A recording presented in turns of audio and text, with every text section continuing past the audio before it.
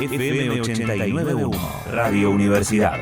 Charlar con el director ejecutivo de Uniradio, el señor Gabriel Gali, a quien le agradecemos su tiempo y su amabilidad para que nos cuente cómo está todo allí en la Universidad de la República. Gabriel, ¿cómo estás? Muy bien, buenas tardes para todos, o buenos días, no sé.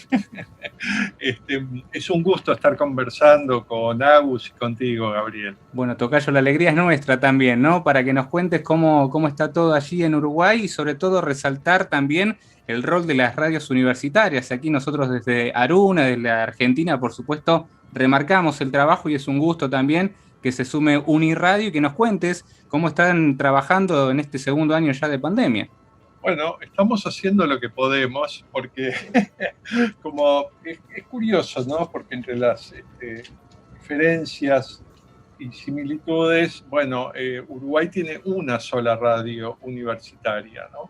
Que es Uniradio, que está afincada en la Facultad de Información y Comunicación y es parte de la Universidad de la República, ¿no? La Universidad Pública del Uruguay, lo cual es para nosotros, bueno, para mí personalmente es un orgullo, una alegría y un honor dirigir el proyecto que conduce a Uniradio en este periodo, ¿no? Una radio que empezó ya en 2006 y otorgó la frecuencia para Uniradio.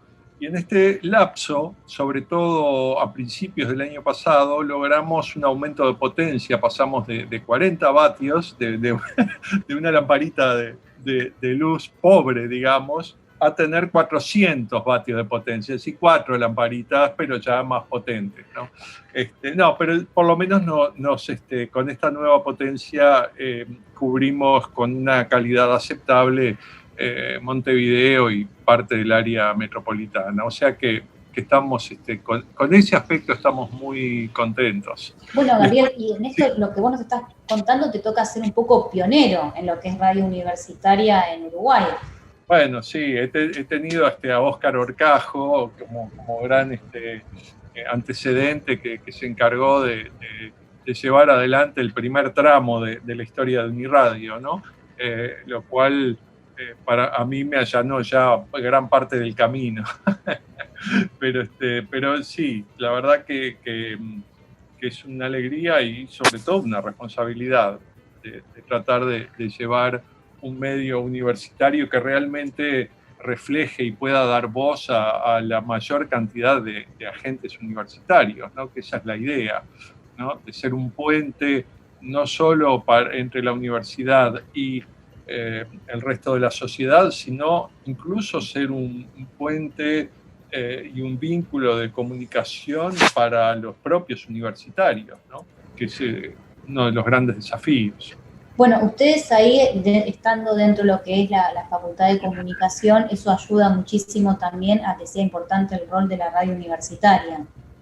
Sí, porque justamente uno de los roles fundamentales es el de la formación de los comunicadores, ¿no? Entonces, como radio escuela es lógico que esté inserta allí, pero estamos siempre tratando de abrir la radio a estudiantes de otras carreras también, que les interese el medio y que puedan participar, ya sea de la divulgación científica con relación a sus propios estudios, por supuesto a los investigadores, en fin, tratamos justamente de que sea una radio que trate de volver a unir lo que el concepto moderno de ciencia ha separado, ¿no? Es decir, la focalización en fragmentos pequeños de la realidad, justamente por el tema de la gran complejidad y de la acumulación histórica de conocimiento que hemos alcanzado. Pero claro, cuanto más vamos dividiendo y compartimentando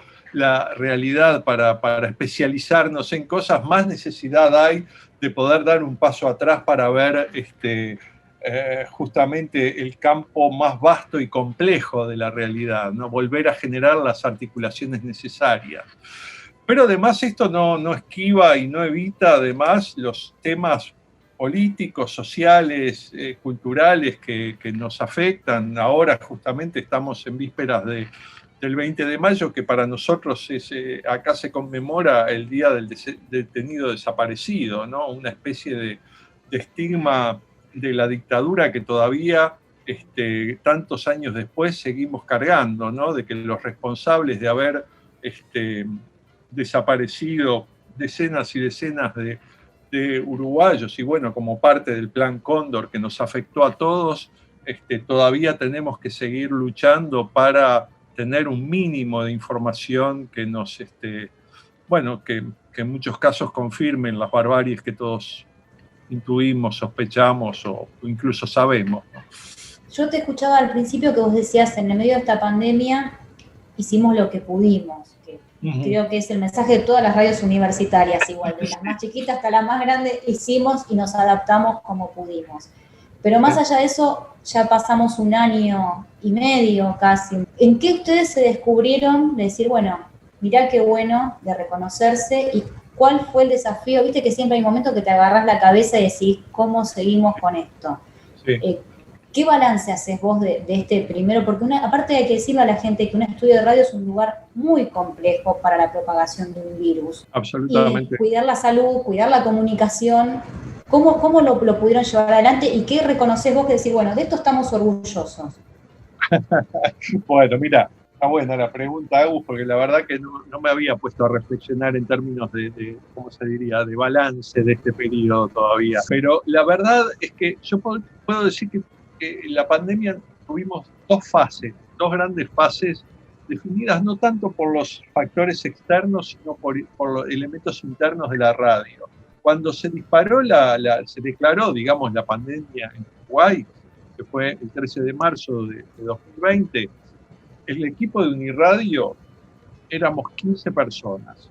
Ese equipo se pudo rápidamente pasar al teletrabajo. Hoy estamos 100%, o diría 95% en teletrabajo, ¿no? Solo va un operador allá y todo lo demás se hace a través de Zoom.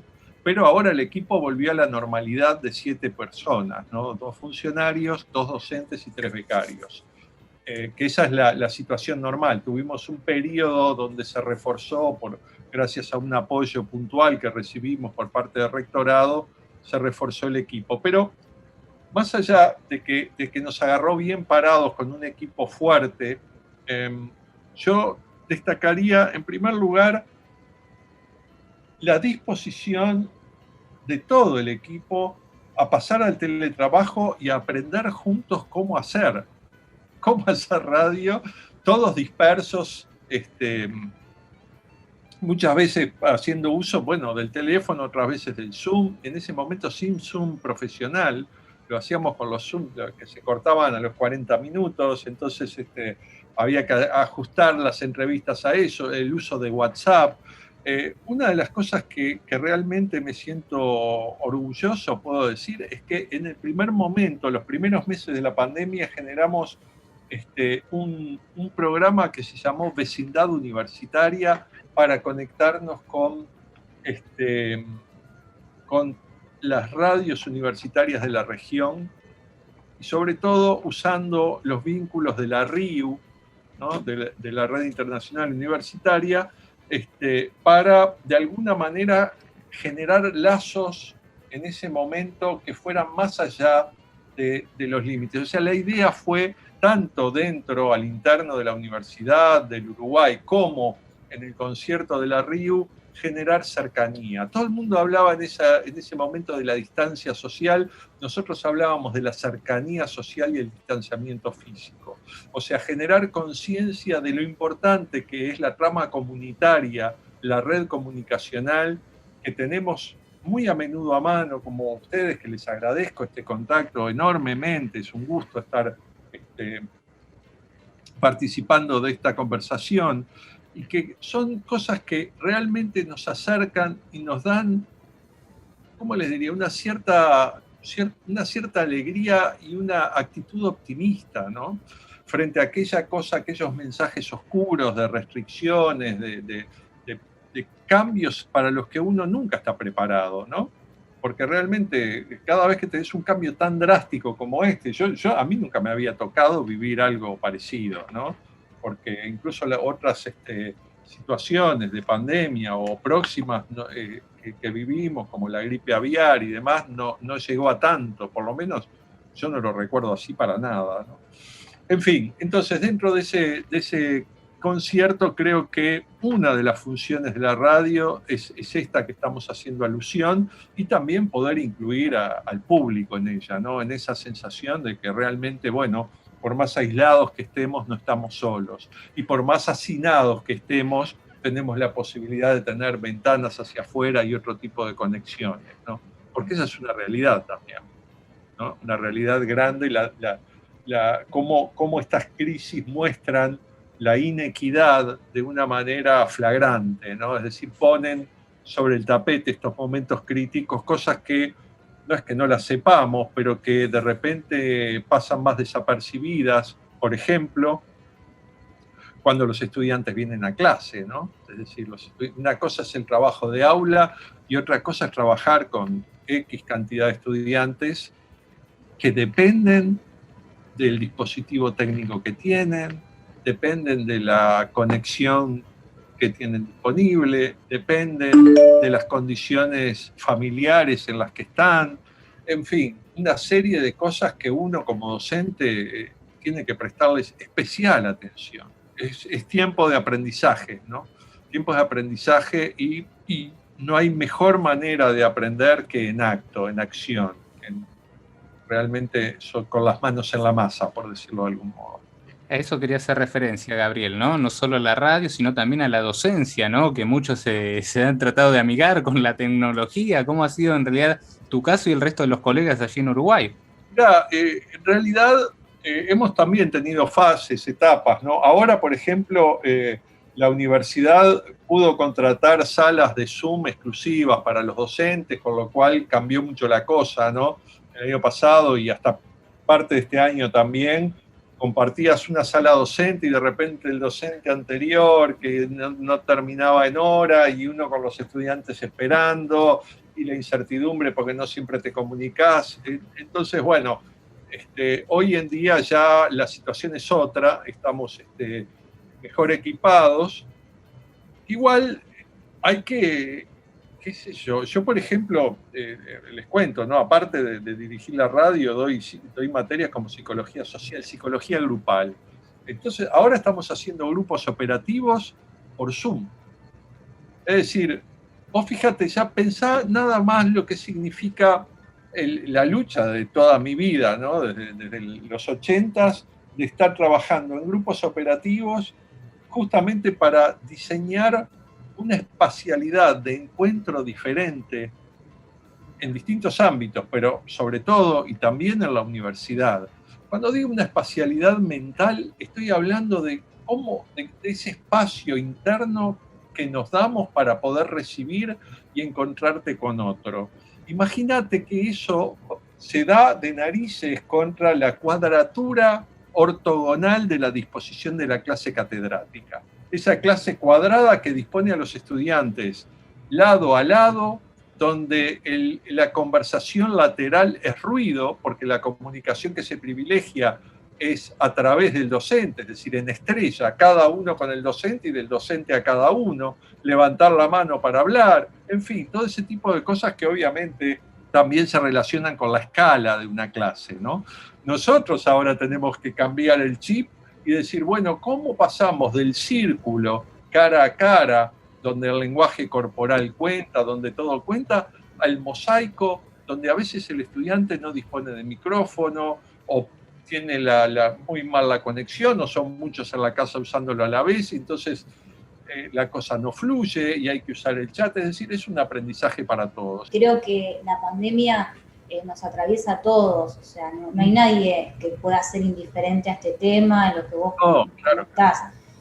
O sea, el que vive solo porque está solo en su casa, el que está con 3 personas que tiene que compartir la computadora, sí. Mantener nuestras fuentes de trabajo, los que tenemos la suerte de poder hacerlo, que no es poco, es muchísimo. Y aparte que nosotros tenemos un trabajo que en cierta forma también nos acompaña y lo elegimos ese trabajo, ¿no?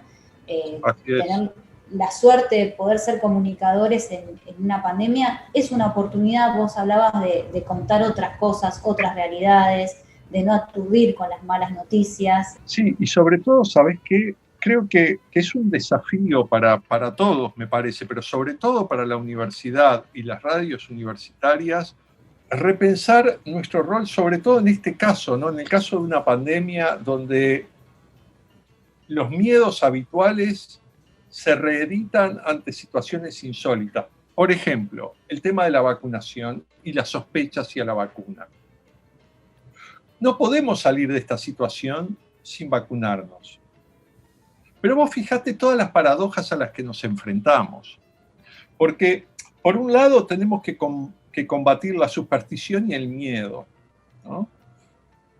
Pero por otro lado, uno dice, pucha, no hay otra que promover la vacunación porque es el único camino sensato, racional y más o menos científicamente fundado para poder avisorar una salida de esta situación.